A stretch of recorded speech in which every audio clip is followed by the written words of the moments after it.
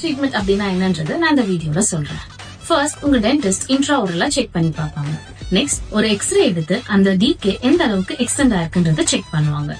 தென் treatment proceed பண்ணதுக்கு அப்புறமா local anaesthesia, அதாவது உங்களோட டீத் அண்ட் அதோட சரௌண்டிங் ஸ்ட்ரக்சர்ஸ் நம்ப ஆகிறதுக்கு இன்ஜெக்ஷன் கொடுப்பாங்க.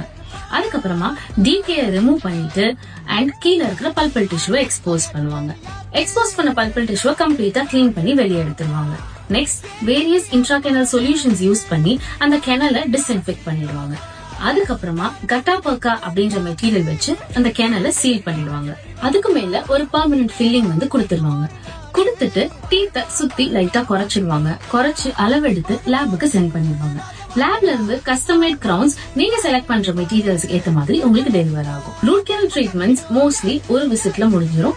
But in case of any infections 2 or 3 appointments எடுத்துக்கலாம்.